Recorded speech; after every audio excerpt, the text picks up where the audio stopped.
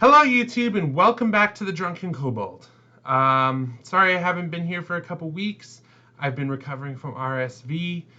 For those who don't know what RSV is, Google it really quickly. It's not fun.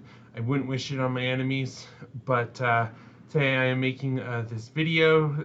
My voice may cut in and out still because my vocal cords are still recovering, so do bear with me if that happens. But today I'm looking at this article on GameRant that was published 4 days ago that says, rumor, One D&D might be killing third-party homebrew content. And then unconfirmed rumors suggest Wizards of the Coast may be banning the publication of third-party homebrew content with the release of One D&D. I'm going to say that this video is going to be completely debunking why this article exists. I am not worried about this in the slightest, but I will explain what this rumor is suggesting and whatnot. Anyway, so first, this rumor is suggesting that One D&D will not have an SRD and it will not have an OGL. That it is going to be strictly first-party content all the way through. No publishing third-party content like Epic Encounters and whatnot for One D&D. They did this back in 4th edition. 4th edition, when they made 4th edition, they made it so that it was very, very limited on what you could publish for third-party content, to the point it wasn't worth it to create third-party content. And the reason that they were able to do this is 4E had very, very drastic rule changes from 3.5. So you weren't able to use the 3.5 OGL and SRD to create content for 4th edition, because the stuff that you could create under the open game license for 3.5 was not rules compatible. They did not use 3.5 content to playtest 4E. We got these for playtesting 4E and previewing 4th edition, along with some digital content prior to the publication of those books for playtesting 4th edition. Now, why can't they do this again? Why can't they just say, oh, One D&D has no open game license in SRD? They can. And if this is true, they're going to. The reason why it doesn't work, though, is because publishers are still going to be able to use the SRD and open game license for 5th edition and create 5th edition content. So, for instance, I have my Icewind Dale Rime of the Frostmaiden here. Wizards of the Coast has already said our 5e content is going to be playable in One D&D, so that means using, the One D&D core player's handbook, monster manual, dungeon master's guide. I'm going to be able to bring this book to the table, and I am going to be able to play Rime of the Frostmaiden in One D&D. And it's all going to be all great. So that means, though, that I'm also going to be able to take all my third-party content from 5th edition and play it in One D&D. And that's what I've been doing. All of my playtesting for One D&D has been done using Epic Encounters. I love Epic Encounters, the miniatures, the maps. So yeah, no, it's not going to change how the physical tabletop works. You're going to still be able to, buy your 5th edition third-party content. People are still going to be able to publish 5th edition content, and you're just going to play it in One D&D because the rules are so similar. Even if somebody wants to make, even if they do make a rules change, like for instance, the Rogue, the Bard, and I believe we play tested Ranger.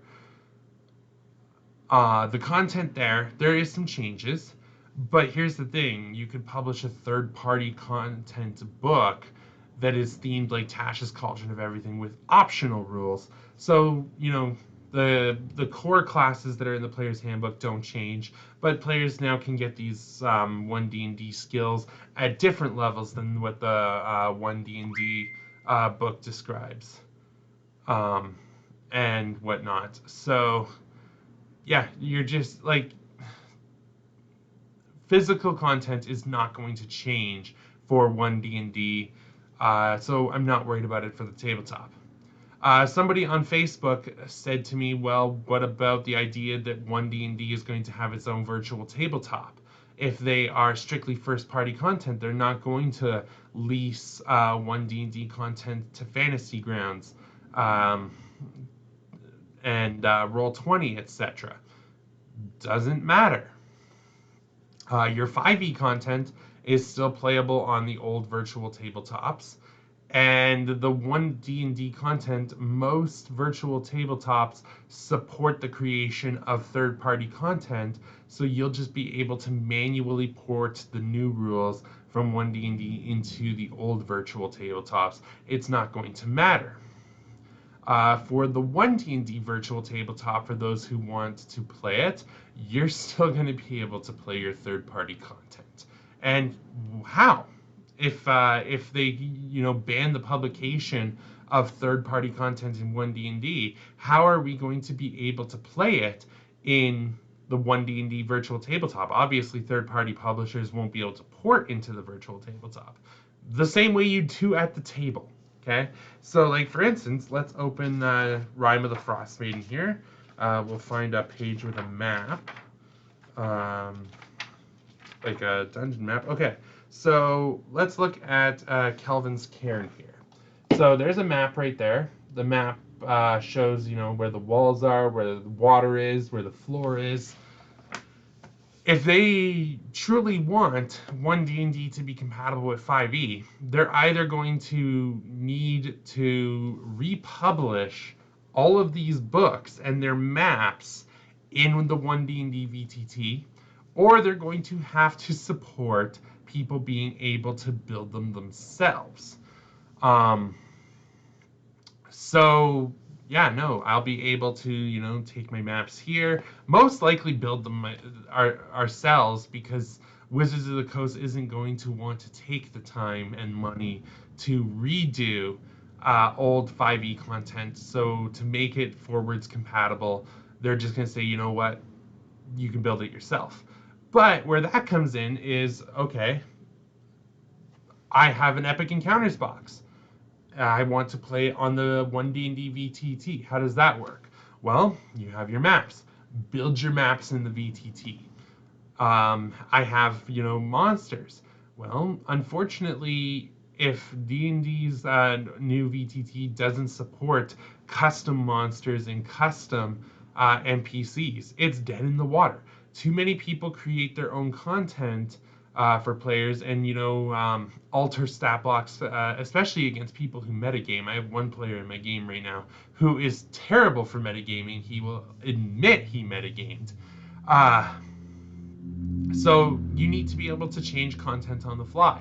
The One D&D VTT has to be able to support that, or it's dead in the water. So I'm going to have to be able to take, say a Kobold miniature and change its stats. Change it to what the stats are in the Epic Encounters box. It's not going to matter. Custom monsters that don't exist in 5th edition or 1D&D yet. Especially because there are monsters in 5th edition that aren't going to be immediately available in 1D&D. You're going to have to be able to create those monsters. Otherwise, it's not truly compatible and it's dead in the water. So unique monsters to third-party content, no problem. It's done. You'll be able to do it.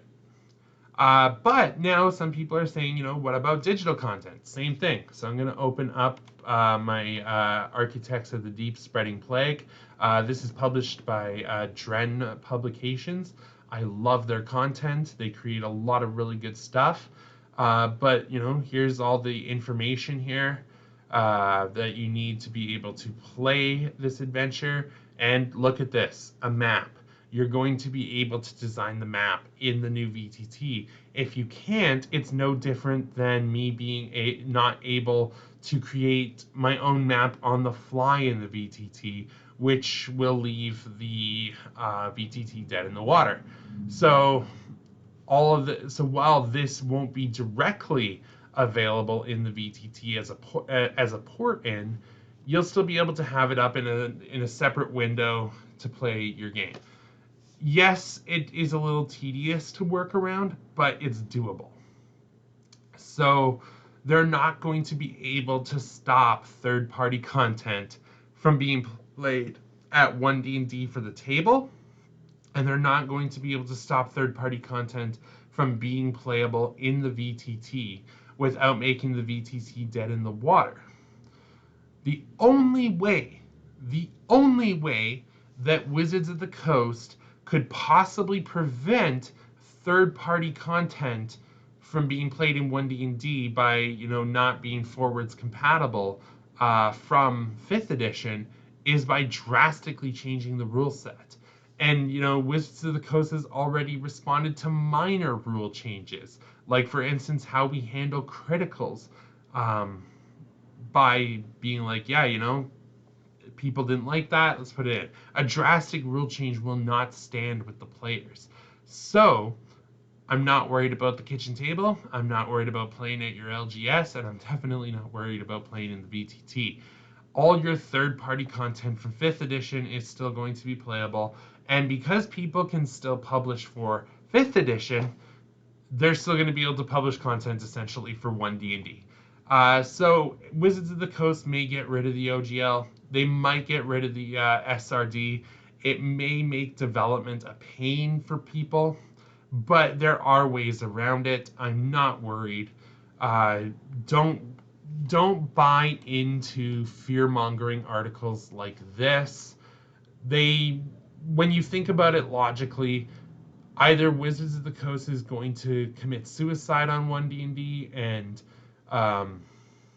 not have a customizable VTT, or they're going to drastically change the rules, or you have nothing to worry about. And even if they do, have a completely uncustomizable VTT, 1D&D is still being physically published. Yes, there is a push for digital content, but you're still going to be able to play 1D&D at your kitchen table. You're still going to be able to play at your friendly local game store, and as a result, you're still going to be able to use third-party content, whether it's in the form of a physical box or, somebody brings their tablet and has a PDF on it here like this. You're still going to be able to play your third-party content in 1D&D. It just may be a little bit challenging on how it's done, but I'm not worried. You shouldn't be worried. In the meantime, what are your thoughts? Leave a comment in the comments down below. I will leave this in the description so that people can come and read it for themselves. And in the meantime, cheers, and may the rules be with you.